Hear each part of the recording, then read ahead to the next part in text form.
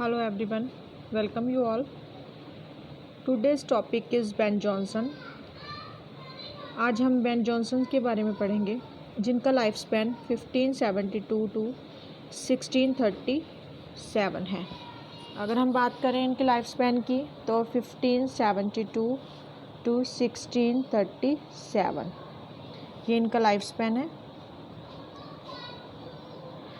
Benjamin Johnson was an English playwright, poet, whose artistically exerted a lasting impact upon English poetry and stage comedy.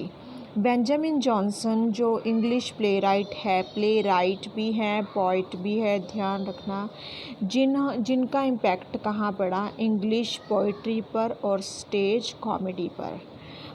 He worked as a bricklayer like his stepfather. उन्होंने bricklayer का काम किया अपने स्टेपफादर की तरह. In 1616, Johnson received a yearly pension of 100 marks, leading some to identify him as England's first poet laureate. उनको 1616 में जो ईयरली पेंशन मिली थी 100 मार्क्स की, इसकी वजह से इनको इंग्लैंड्स फर्स्ट पोएट लॉरिएट कहा जाता है. He served as a soldier in Flanders Low Countries. ये हर लाइन में MCQs है, बड़े ध्यान से इनको अपनी नोटबुक पे भी आप राइट डाउन कर सकते हैं या सुन भी सकते हैं. उन्होंने सोल्जर के तौर पे सोल्जर के जैसे काम भी किया. सोल्जर बने वो फ्लैंडर्स लॉ कंट्रीज़ में. Become an actor and play right with law countries in 1597. An actor भी बने, प्ले राइट भी बने. किस कब? लॉ कंट्रीज़ में in 1597. As an actor Jonson was a protagonist Hieronimo या Geronimo in the play the Spanish Tragedy. जो actor के तौर पे बेन जॉनसन ने प्रोटैगोनिस्ट मतलब मेन हीरो के तौर पे जो हेरोमिनो या गैरामिनो इन द प्ले जो स्पेनिश ट्रेजेडी प्ले था बाय थॉमस किड का आया था first revenge tragedy in English literature, जिसको इंग्लिश लिटरेचर की फर्स्ट रिवेंज ट्रेजेडी माना जाता है. Write down on your notebook it's important point. He was imprisoned for writing the satirical play The Isles of the Dogs. उनको jail भी हुई थी जो उन्होंने अपना सैटारिकल प्ले लिखा था the Isles of the Dogs जो 1597 में आया था. He killed a fellow Gabriel Spencer in Dune, escaped the execution with his wit in 1602. उन्होंने अपने फेलो एक्टर गैब्रियल स्पेंसर को किल भी किया था. इन 1605 he was imprison third time for his work with John Marston and George Chapman on eastward हो. उनको तीसरी बार jail जाना पड़ा था. उनके जो काम था John Marston and George Chapman जो काम चला था ईस्टवुड हो के लिए. He wrote masques for private performance in King James court. इन्होंने किंग जेम्स कोर्ट के लिए मास्क प्राइवेट परफॉर्मेंस हुई थी उनके, उसके लिए मास्क लिखे. एपिग्राम ध्यान रखना किंग जेम्स कोर्ट है, ये चीज़ें बड़े ध्यान रखना. ये सुनते रहते हैं तो अपने आप दिमाग में चली जाती हैं. ये एक बार ध्यान रखना भी किंग जेम्स के कोर्ट में उन्होंने प्राइवेट परफॉर्मेंस के लिए मास्क लिखे थे. जो masques epigram and the forest are the poetic collection by Ben Jonson. Epigram and the Forest are the poetic collection by Ben Jonson. He quarreled bitterly with Inigo Jones. Inigo Jones के साथ उन्होंने बहुत ज़्यादा लड़ाई की थी. His stage designer जो कौन थे, इसके स्टेज डिज़ाइनर थे. Also quarreled with Marston and Deacon in War of the Theatres. उन्होंने मास्टन और डेकर, इन दोनों के साथ भी इन्होंने लड़ाई की थी, क्वाल किया था, लड़ाई की थी वॉर ऑफ द थिएटर्स के लिए।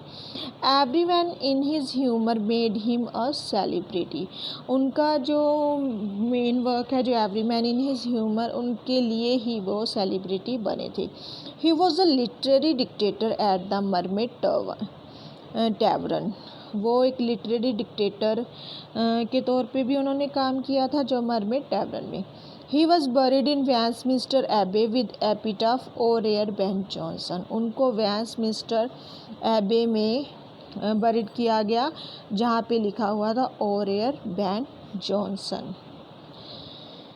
The works of Johnson appeared in folio format in 1660, जो फोलियो आई थी उनकी, उसमें जो फोलियो फॉर्मेट में आई थी, जो 1616 में आई थी, जो अपीयर हुई थी। Okay, next Arnold on Ben Johnson. Arnold के क्या विचार थे बेन जॉनसन के लिए? तो आर्नोल्ड ने क्या, Arnold wrote a poem on Johnson entitled An Ode to Ben Jonson. It start with, "O Ben, say how when shall we thy guests meet at the lyric feast made at the Sun, the Dog and the Triple Tun." These lines are written by Arnold for Ben Jonson in his poem An Ode to Ben Jonson. Arnold also wrote a book, The English Poets Ben Jonson to Dryden. एक book भी लिखी है Arnold ने, the English poets Ben Jonson to Dryden. Alexander Pope said Johnson brought critical learning into Wake. Alexander Pope ने क्या कहा है? देखो, पहले आर्नोल्ड की बात हो रही है, फिर अलेक्जेंडर पॉप की बात हो रही है। अलेक्जेंडर पॉप ने कहा है Johnson brought critical learning into Wake. By 1597 he was writing for Philip Henslow of the Theatrical Company. 1597 तक अगर हम बात करें तो बेन जॉनसन राइटिंग कर रहे थे फिलिप हैंसलो थिएटिकल कंपनी के लिए। In the same year Henslowe asked Ben Jonson to finish Thomas Nashe the Isle of Dogs now lost and Jonson was jailed for it. Henslowe asked Ben to finish Thomas, Henslowe ने Ben को Thomas Nashe की the Isle of the dog को finish करने के लिए कहा, now lost हो गई and Jonson was jailed for it. Next अगर हम बात करें, like Donne he रिवॉल्टेड against the artistic conventions of the age. Donne की तरह उनको भी आर्टिस्टिक कन्वेंशन जो कि उस एज में चल रही थी उसका उन्होंने भी विरोध किया था। He employed the humanistic ideal of close imitations of the classic. उन्होंने जो ह्यूमनिस्ट आइडियल जो आदर्श हैं जो इमिटेशन क्लासिक्स का है उनको अपनाया। The third collection of poetry Underwood appeared posthumously in the 1640 edition of his works. जो उनका थर्ड कलेक्शन आया था पोइट्री का जो अंडरवुड था वन अपीयर्ड आया पोस्टुमसली, उनकी मरणोपरांत आया था in the 1640 edition of his works. Jonson in his Everyman Out of His Humour जो 1599 था describe two kinds of humour, जिन्होंने टू काइंड्स ऑफ ह्यूमर का यूज़ किया है, true humour and the adopted humour. इन्होंने दो तरह के ह्यूमर का यूज़ किया है Every Man Out of His Humour में जो 1599 में आया था, जो कि मेन ह्यूमर था true humour and the adopted humour. Dryden called the later plays of Jonson as dotages. Dryden ने जो उनके लेटर प्लेज हैं जॉनसन के उनको डॉटेजिस कहा है as they were not well received, क्योंकि उनको ज़्यादा रिसीव्ड नहीं किया गया। ड्राइडन ऑन जॉनसन, अब ड्राइडन ने क्या कहा है जॉनसन के बारे में? If I would compare him with Shakespeare, अगर मैं उनका शेक्सपियर के साथ कंपैरिजन करता हूँ, I must acknowledge him the most correct poet, तो मैं उनको मोस्ट करेक्ट पोइट मानता हूँ। But Shakespeare the greater wit, but Shakespeare विट के लिए ग्रेटर माने जाते हैं। Shakespeare was the Homer, Shakespeare को होमर माना जाता है। और the father of dramatic poets, और ड्रामेटिक पोइट्स के फादर माना जाता है। Johnson was the Virgil, Johnson कौन है? वर्जिल है। देखो अगर शेक्सपियर होमर है तो जॉनसन वर्जिल है। The pattern of elaborate writing, जिन्होंने इलेबोरेट राइटिंग के लिए पैटर्न को अपनाया। I admire him but I love Shakespeare, मैं उनकी प्रशंसा करता हूँ बट आई लव शेक्सपियर, पर मैं शेक्सपियर को प्यार करता हूँ। An Essay of Dramatic Poesy, writer ने किस में कहा है? An Essay of Dramatic Poesy में कहा है। T S. Eliot on Ben Jonson, T S. Eliot के बेन जॉनसन के बारे में क्या विचार हैं उसके बारे में हम जानते हैं। The reputation of Johnson has been the most deadly kind that can be compelled upon the memory of the great poet.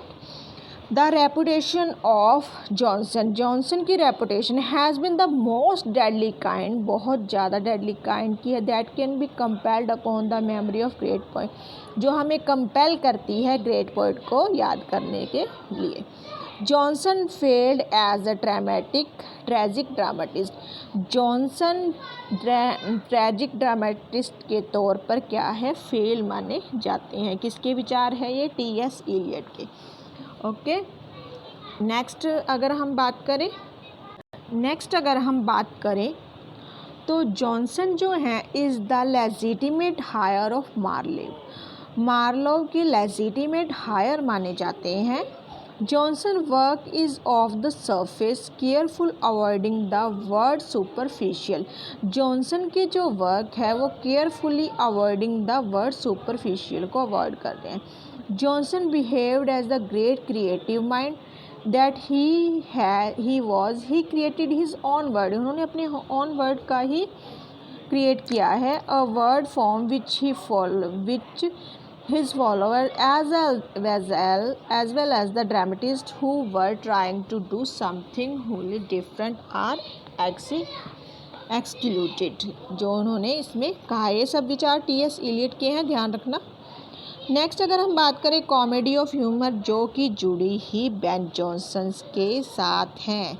Comedy of humour, it is a technique of characterisation used by Ben Jonson, ये एक characterisation है किसी भी character की, किसके द्वारा use की गई है? किसके? बेन जॉनसन के बारे में। In this technique an individual is marked by one characteristics distortions और eccentrically based on one of the four humour, इसमें 4 ह्यूमर्स का हमारा यूज़ होता है। ब्लड और sanguine, social and pleasure seeking, phlegm, relaxed and quiet, choler, yellow bile, ambitions and leader like, melancholy और black bile, introverted and thoughtful. ये हमारे जो विचार हैं इनके, ये कॉमेडी ऑफ ह्यूमर्स के बारे हैं जिन्होंने ब्लड और फ्लैगम, देखो ये बड़े ध्यान से यूज़ करना, ब्लड, फ्लैगम, कॉलर और मेलनकरी, ये सबको पता है। देखो ये 4 अगर इनका ये पूछ भी लेते हैं, ब्लड और सैंग्विन सोशल के बारे में है, प्लेजर सीकिंग के बारे में है। फ्लैगम की बात करें तो रिलैक्स्ड और क्वाइट है। कॉलर और येलो बाइल की बात करें तो एम्बिशियस है और लीडर लाइक है। मेलनकरी और black bile is like as introverted and thoughtful, जो अपने आप में, मेलनकली मीन्स अपने आप में खोए रहना। नेक्स्ट अगर हम बात करें important works of Ben Jonson, first work is Every Man in His Humour 1598, second is Every Man Out of His Humour 1599, Cynthia's Revels 1600, The Poetaster 1601, the full of vivacity and fun, Volpone the Fox. ये हमारे Ben Jonson के कुछ works हैं जो उन्होंने अपने जो लिखे हैं। नेक्स्ट अगर हम बात करें वॉल्पॉन द फॉक्स 1605, एपिसिन और the Silent Woman 1609. Epicene or the Silent Woman is 1609. The Alchemist 1610.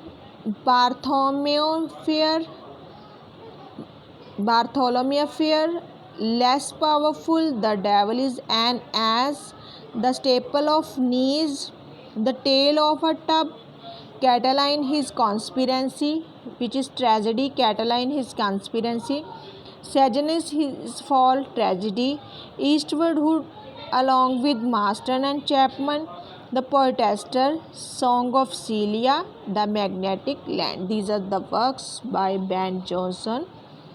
Next अगर हम बात करें तो बात हो रही है Every Man in His Humour which is published in 1598. It is his first play played by Lord Chamberlain's Man at Curtain Theatre. जो ये फर्स्ट प्ले है किसके द्वारा प्लेड किया गया? Lord Chamberlain man. कहाँ पे किया गया ये प्ले? एट कर्टेन थिएटर में. The prologue of the play attacks themes and conventions of contemporary drama and explains his theory of humour. जो प्रोलॉग है इसका प्ले है वो अटैक करना है themes and convention of contemporary drama and explains his theory of humour. Shakespeare acted in it. Shakespeare ने भी act किया था इसमें. ध्यान रखना every Man in His Humour की बात हो रही है. He played the role of the character of Edward Knowell. Edward Knowell का उन्होंने करेक्टर किया था. The character Bobadill is one of Jonson's greatest creation. जो करेक्टर है बोबाडिल का वो किसने किया था? जॉनसन ने creation. A boastful cowardly soldier. जो जॉनसन की ग्रेटेस्ट क्रिएशन है कौन है? जो बूस्टफुल कवर्डली सोल्जर है. Charles Dickens acted the role of captain. अब देखो ये जो कैप्टन बोबाडिल का रोल है वो किसने किया था? चार्ल्स डिकन्स ने किया था. Every Man in His humour in 1845 में उन्होंने इस रोल को एक्ट किया था. वीडियो ज़्यादा लंबी हो जाएगी, बाकी हम नेक्स्ट वीडियो में कवर करेंगे. Every Man in His humour को हम नेक्स्ट वीडियो में और अच्छे से डिस्कस करेंगे. ये वीडियो यहीं तक है. थोड़े थोड़े क्लिप्स ऐड करेंगे जिसकी वजह से आपका इंटरेस्ट भी बना रहे और आप स्टडी के साथ भी जुड़े रहें. मेरे साथ बने रहे. कोशिश रहेगी क्वेश्चन सीरीज़ को भी करने की. धन्यवाद. चैनल को सब्सक्राइब और लाइक ज़रूर करें ताकि आपको न्यू वीडियो की नोटिफिकेशन मिलती रहे. Thank you.